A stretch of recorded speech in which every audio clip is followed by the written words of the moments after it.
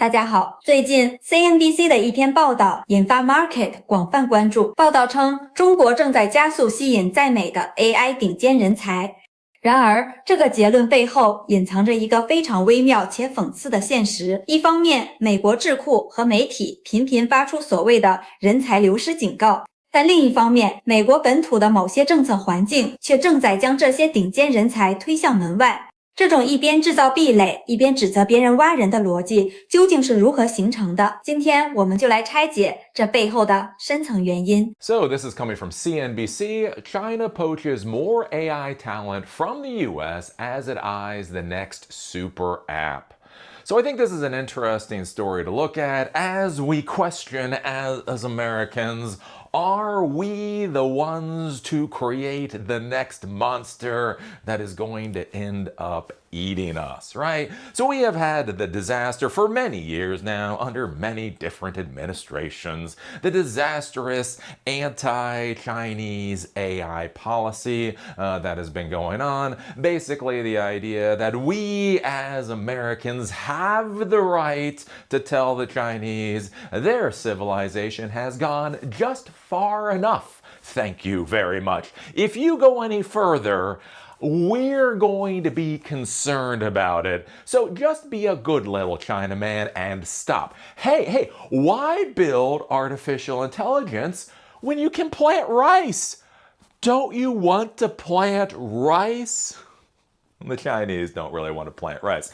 The problem is, right, it's not that we have a single disastrous policy, right? It's not simply that the Biden administration was literally looking at export controls on LLM models, the data files themselves. It's not simply that the Biden administration was looking at making it a felony offense to help anybody from an adversarial nation support their AI endeavors, which basically means, right, if you help somebody with an open source model or an open source AI project and the other person happens to be a student in a Chinese university, that would have been a felony offense under the Biden administration until somebody smacked that bastard awake. Gave him a cup of coffee for a couple of minutes. But the problem that we have with all of this is it's just one bad policy decision after another, right? The whole idea of export controls on models, the whole idea of export controls on GPUs, the whole idea of preventing China from being able to support the ASML equipment that they already purchased, right? All of these things layer onto each other. And so one of the things that's been happening, for a little while now, especially under the Trump administration, is basically Trump believes America should be for Americans, right? And everybody knows, nudge, nudge, wink, wink, what that really means, right? So there are a lot of folks in the United States. They've been in the United States for a long time. They plan to stay in the United States and build our civilization, but they are being informed that they are not American enough. And so they're looking around at where can I go to raise a family? Where can I go to build the kind of crap that I want to build, to make a decent amount of money doing it, raise my family, the whole nine yards? And so China is basically looking at a lot of these Chinese nationals that have been in the United States, and they're like, hey, if the U.S. doesn't want you, why deal with the endemic racist policies of a colonial power when you can come back to the homeland and be treated as a hero? And it doesn't sound so bad. So wait a minute. So I can stay here, work my ass off, pay taxes, build a society, and every single day be seen as an enemy of the state. Or I can go back, quote unquote, back to China and actually have a pretty good life, right? So a lot of folks are going back to China. I hate to say back to China, but they're going to China. The curious thing, and this is one of the follow-on effects, right? The things that you don't think about, the ripples you don't think about, is that these folks have been in the United States for a long time, right? They were happy to be in the United States. They were happy to be on their path to being true blue, red, white, and blue Americans until they were told they don't pass the muster for some reason. There is something about the content of their character that is not up to snuff.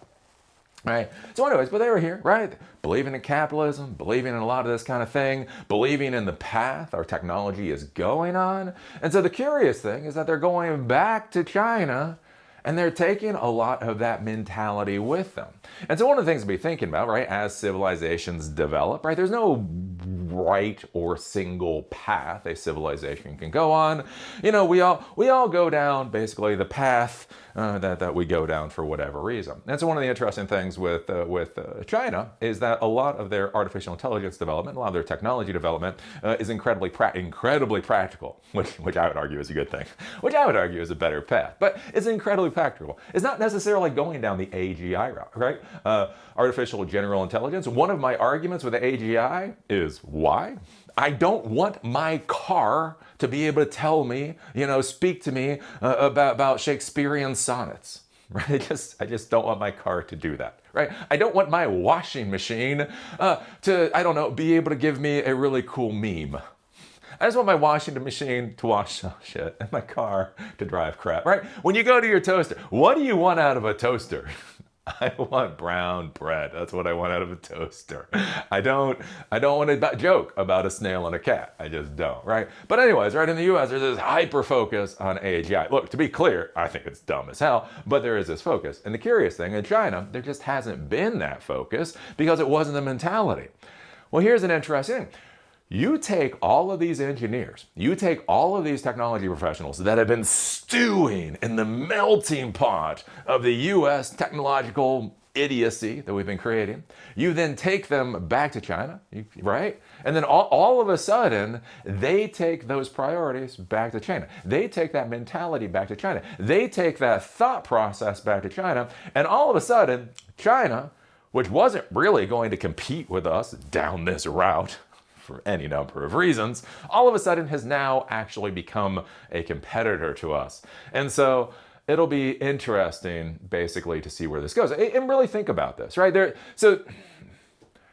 this whole idea of you have these Chinese students, Chinese nationals, and they're trying to come to the United States. And whether you should be able to block them from coming to the United States, I would argue no. But anyways, there's an argument there. But one of the interesting things though, is think about these Chinese nationals that have been in the United States. Think about these Chinese nationals that have come to the United States. They've paid exorbitant amounts for international tuition to get a 4-year engineering degree and then go for their engineering master's degree and then go for their engineering PhD, right? They come out of that, they've gone through internships, they might get a job for a while, they might get a position for a while. Think about it. You have these Chinese nationals that will come to the United States and they'll spend anywhere between 4 to 20 years in the United States learning basically how we do technology. And then do you know what we're doing right now? Do you know what we're doing right now with those people?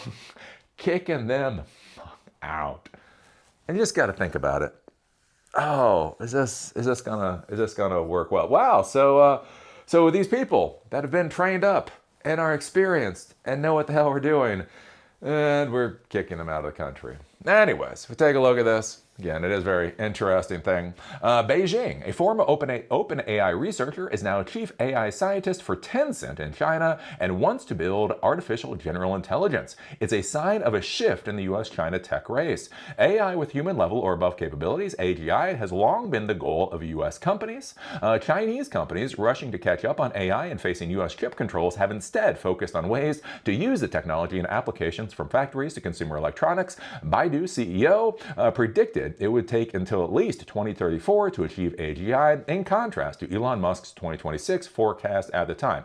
And so this is one of the things I've been talking about for a while, that the US is focused on bubbles, and the US is focused on AGI, and China's been focused on, practical things. But as Chinese companies grab talent from Silicon Valley, they're increasingly bringing the US vision with them, right? And that's one of the big things with that the U.S. has been exporting for years, right? The whole idea of like one of the number one exports for the United States used to be Hollywood. Back when Hollywood used to know how to tell a story, right? Anyways, right? The idea is that we export, right, the Hollywood, these movies, this entertainment, and basically what we're really doing is we're exporting culture, right? Get the children of people in other societies to believe our way of doing things is the right way to do things. And basically, you conquer the society. As I've said many times before, right, when you think about John F. Kennedy and you think about empire building and all that kind of thing, a lot of people focus on the Navy SEALs, right? The Navy SEALs, badass, you know, the soldier, they can go in and all that kind of thing. One of the things I talk about, though, is the real imperial force that JFK created was actually the Peace Corps. Fuck the Navy SEALs. Navy SEALs are pansies when it comes to colonialism, right? English as a second language. You get other people to force themselves to speak your language and you own them, right? Language is used so that societies and civilizations can communicate about the concepts that they care about, right? The language has words to, you know, be able to explain what the civilization finds to be important, right? So if I can get you to speak my language, de facto, you're already prioritizing what I think is important and deprioritizing what your own society thinks is important. So what's interesting here with this is, right, you have all these engineers, you have these technology professionals that have been inculcated in the US way of doing things. They're now going back to China and they're taking our way of doing things back to China, which shouldn't be a bad deal. To be clear, which shouldn't be a bad deal, except we have this whole anti-China thing going on.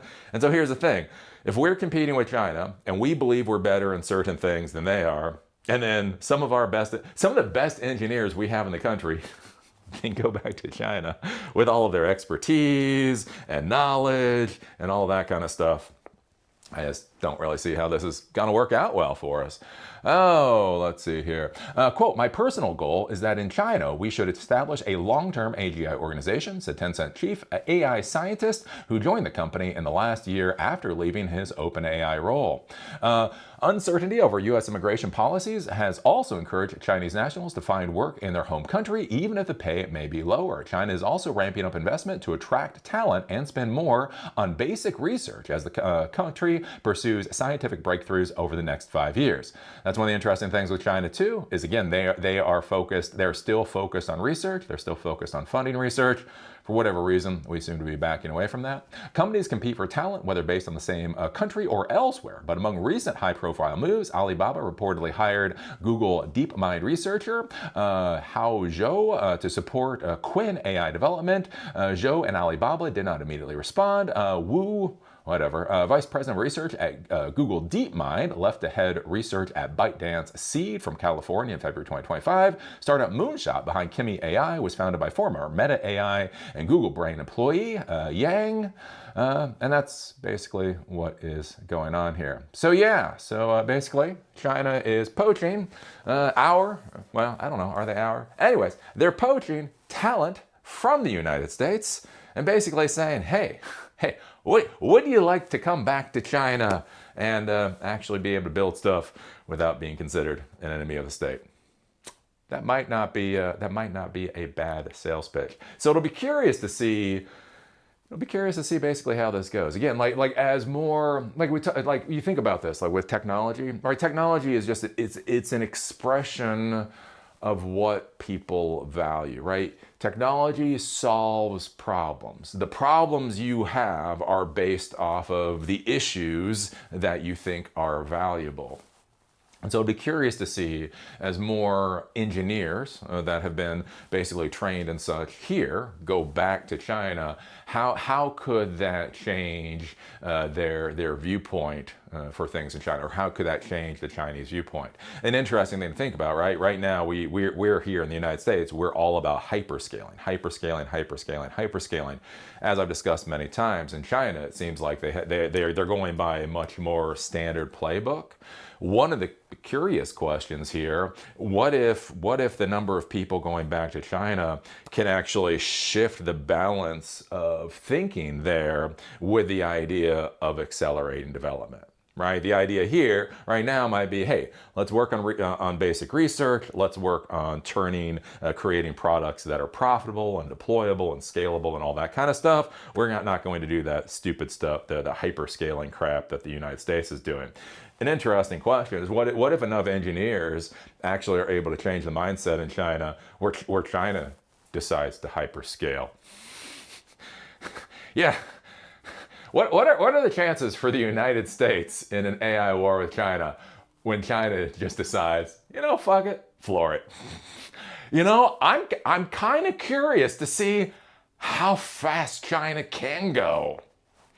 That might be a bit of a disaster. So anyways, what do you think about this? What do you think about China, quote unquote, poaching U.S. talent? U.S. talent.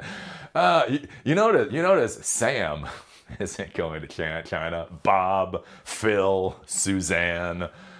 You notice none of the names there are those folks going to China. So anyways, what do you think about all this? Put your thoughts down below. If you like these episodes and you want them on Spotify or on Apple Podcasts, there's a link in the doobly-doo. If you want to follow me on LinkedIn, there's a link down there too. With that, see y'all later. 正片看完了，这位美国科技博主的无奈，其实撕开了华盛顿长期笼罩的一层巨大幻觉。有些人天真的以为靠几张禁令、几道长臂管辖的铁幕就能把科技霸权永远锁进保险箱，但现实永远是冷酷的。当一个大国开始用猜忌、歧视和政治贴标签去对待这个时代最顶尖的建设者时，众叛亲离就成了不可逆的宿命。我的判断非常明确，美国这波科技领域的闭关锁国必将成为21世纪最大的战略败笔。华盛顿的政客们一边高喊着小院高墙、脱钩锻炼，一边却把那些在硅谷掌握着核心算法、亲手缔造了大模型奇迹的顶尖华人科学家扫地出门。这不叫技术封锁，这叫给对手精准扶贫。美国以为赶走的是潜在的风险，却忘了真正的核心竞争力从来不是服务器里的死代码，而是长在这些科学家脑子里的活算力。对中国而言，这是一次千载难逢的历史性大洗牌。过去，咱们的 AI 产业为了生存，往往被逼着走实用主义，做应用即变现，但现在风向变了。这批带着硅谷暴力美学和 AGI 野心的顶尖精英加速回归，直接给中国大模型注入了一剂猛药。想象一下，一旦中国庞大的基础设施、海量的应用场景与这群拥有世界级底层架构能力的人才发生化学反应，我们在通用人工智能领域的突破速度将远远超出华盛顿的想象。中国 AI 的目标将不再是追赶，而是在下一个大爆炸节点与全球顶尖水平正面硬刚。跳出 AI 这个圈子，我们正在见证的是全球科技秩序与人才版图的100年大重构。几百年来，西方凭借先行者红利，一直是全球人才的抽水机。但今天，傲慢正在亲手砸碎他们的灯塔滤镜。当美国优先演变成狭隘的排外主义，全球南方科技的崛起便获得了最核心的智力支撑。大国博弈的最高境界永远是得人才者得天下，你永远无法用建高墙的方式去阻挡思想的洪流。他们筑起的每一道打压禁令，最终都会变成中国科技腾飞的垫脚石。那么，面对这波历史性的顶尖 AI 人才回归潮，你认为应该是更纯粹的学术环境？欢迎在评论区留下你的高见，我们下期再见。